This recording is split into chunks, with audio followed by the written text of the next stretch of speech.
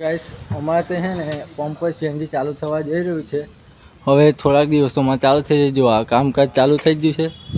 તો કેમ છો મારી પબ્લિક? મજામાં હશે. કેમ કે આપણા બ્લોગ જોતા હોય ને બધા મજામાં જ હોય.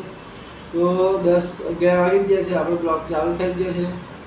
તો આજે વરસાદ પડે એવો મોસમ તો છે નહીં, પણ અચાનક કઈથી આવી જાય તે કંઈ ખબર ના પડે. મસ્ત આપણે અંદર બેઠા છે, કેમ કે વિરલભાઈ ત્યાં છે આ બાજુ અનંતા બાજુ, એટલે કાંટાવાળા આવે એટલે કાંટો કર્યો, કેમ કે હમણાં કર્યો કાંટો. તો આજે છે ને મોસમ વરસાદ એવું છે નહીં, પણ જો તે બી છે ને કંઈથી આવી જાય થોડી વારમાં કંઈ ખબર જ ન પડે એમ. જો મસ્ત પંખો ચાલુ છે ને આપણે બેઠા છે. તો બને જે આવા બ્લોગમાં આગળ તમને બતાવું શું થાય શું નહીં.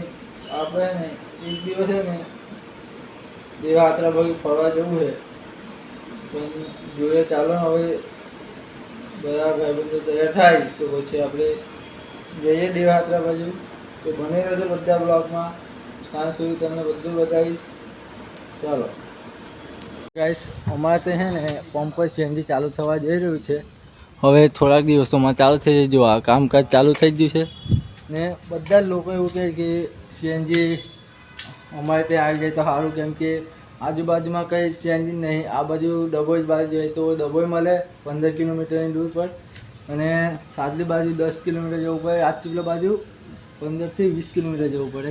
એટલે આટલામાં કોઈ સીએનજી છે જ નહીં. એટલે બધા જ એવું કહે કે તમે સીએનજી આવી જાય તો અમારે સારું પડી જાય. એટલે અમારે ત્યાં સીએનજી ચાલુ થાય છે. તો થોડાક દિવસોમાં ચાલુ જ થઈ જશે સીએનજી, એટલે બધા લોકોને સારું પડશે. તો ગાઈસ, આપણે આવી જાય છે જમવા માટે. આજે જમવામાં છે આ જો રીંગણાનું શાક, તો રસોવાળું છે, માપનો છે રસો ને આ રોટલી છે.